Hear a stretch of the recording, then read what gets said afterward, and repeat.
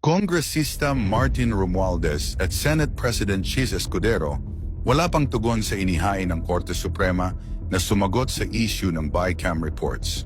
Bago tayo pinag-uusapan na nga ngayon sa social media ang nangyaring hakbang ng Korte Suprema sa inihaing reklamo ni Attorney Vic Rodriguez at Kongresista Sid Ungab noong Enero 28, 2025. Ngayon ay malaki ang katanungan ng mga mamamayan dahil matatandaan natin na nagbigay ang Korte Suprema ng mahigit 10 araw lamang upang magbigay ng komento o pahayag si House Speaker Martin Romualdez at Senate President Chis Escudero sa mga kasong isinampa nila Attorney Vic sa Korte. Ngayon umabot na ng 15 araw o sumubra na sa palugit na inilabas ng Korte Suprema na dapat sagutin na nito ang mga issue sa BICAM reports.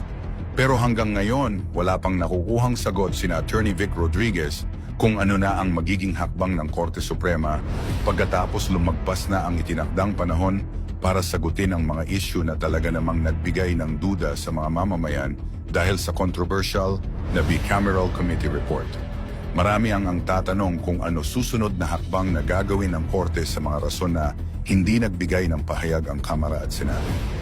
Sinabi naman ni Attorney Vic Rodriguez na gagawin nila ang lahat upang makakuha ng anumang impormasyon sa isyu na kanilang isinampa sa Korte.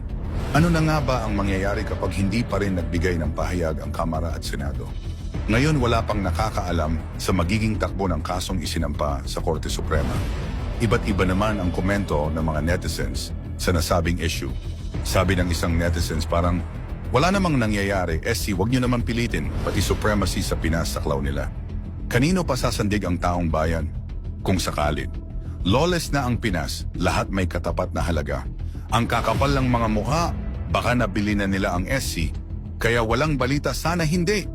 Sana maging patas ang mga justices. Dapat wala na gobyerno, tutal, mayaman lang at politiko lang, kilala ng batas, my opinion.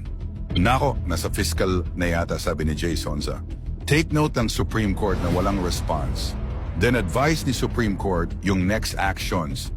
Huwag pong tantanan yung mga congressman na pumirma sa BICAM report. Dapat po makulong silang lahat. Sa kabila ng madaming nagugutom ay ninanakaw nila ng harapan ang para sa tao. Dapat po silang managot. Ngayon sa iyong palagay, ano na kaya mangyayari sa kasong isinampali sa Korte Suprema? Magkomento upang mapag-usapan.